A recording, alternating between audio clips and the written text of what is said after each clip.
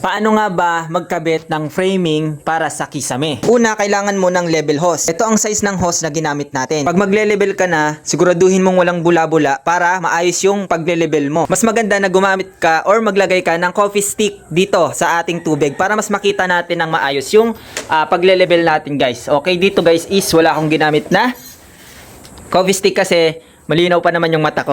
And then kumuha ka ng sukat mula sa baba pataas. Etong aking guys is 280 cm ang sukat nito, etong tangkad nito. And then after that, kuhaan mo lang ng level yung mga kantuhan ng bahay mo. Pagkatapos kong mag-level, yan ay ginuhitan ko para hindi maligaw yung ating level. Ito, gumamit ako nito. Ito tubular para mas pantay na pantay talaga. Kapag ka ikaw maguguhit ng pagayaan. Ang nilagay ko na dyan is metal faring. Hindi na ako gumamit ng wall angle. Kasi para sa akin, mas matibay yung metal faring kaysa sa wall angle. Para sa akin lang ha. And then sa pinakasulok ng bahay na napakagandang lagyan ng isang buo na hardiplex, sukat ka dyan ng 2 feet. Kasi yung hardiplex dyan is 4 feet by 8 feet. And take note guys, dito tayo kukuha sa pinakasulok ng pader. Okay?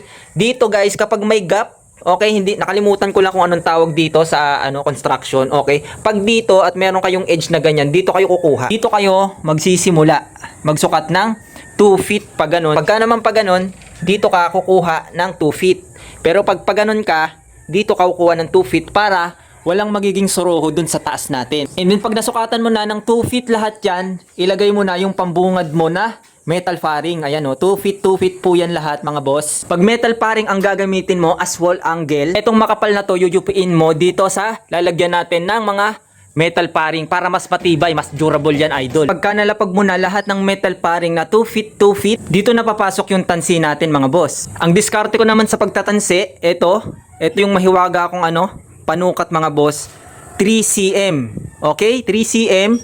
Mula dito sa leveling natin, mag-a-adjust ka ng 3 cm tapos dyan mo ipapatak yung tansi natin. Bakit ka mo? Ito kasing mga kinabit mo na metal faring, naglulunduan yan. Kasi hindi pa natin ilalagay yan. Wala ka pa yan. Okay, etong metal faring pa lang na to ang nalalagay mo. Ngayon, etong purpose ng 3 cm na to, ito yung magiging gap mo. Ayan yan yung magiging gap mo para kapag ka nagsukat-sukat ka, lahat yan, hindi yan magagalaw. Okay? Maglulunduan yan pero hindi aabot yan dito sa 3 cm natin mga idol. Ito na ang technique dyan mga idol. Ngayon, nakapagtansi ka na, ayan nalapag mo na lahat ng tansi, kaliwa kanan, yan. Lahat yan guys nakatansi na.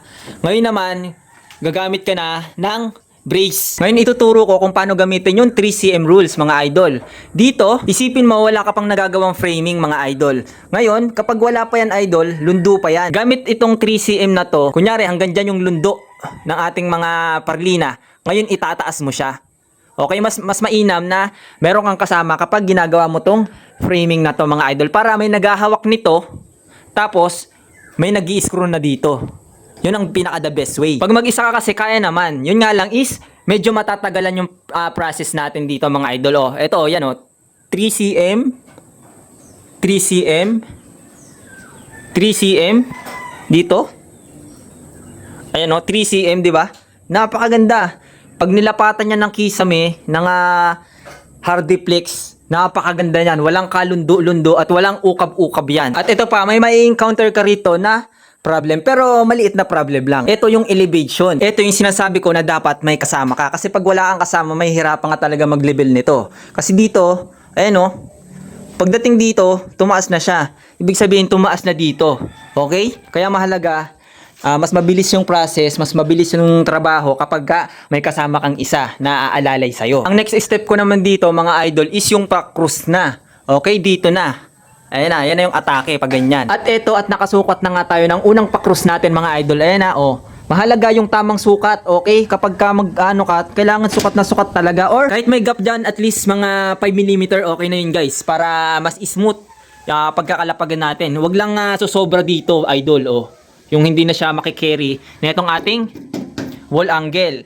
As wall angle, okay? And then, pagkatapos nyan, ikaw lang ang mag-isa, wala kang kasama mga idol, lapisin mo na yan, okay? Tinasaan ko yan, para mas maganda naman, hindi nakakahiya.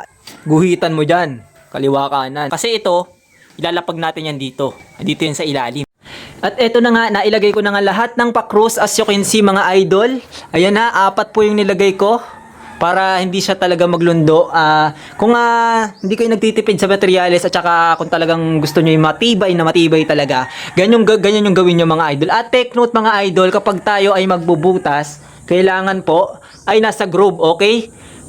Pag nagre-rebit tayo, kailangan nandito, banda, okay, sa palubog para kapag patong ng kisame dito, mga bossing, hindi siya bubukol, mga idol, okay? At isa pa, mga idol, ito, kaya pinakita ko to, yung mga ganyang mga groove, huwag nyong panghinayangan yung rebit natin, mga idol. Okay, tanggalin nyo yan, kasi makakaabala yan kapag magkikisame na. Okay, lulutang yung kisame natin pag nilapat mo dyan, mga idol, okay? Yung mga ganyan, yan, kailangan, ibahin natin yan. Tulad nito, yan, iniba ko. Okay, lahat yan ganun. 4-4 yan lahat mga idol. Ayun yung outcome ng mga gawaan natin ngayon. Yan lahat.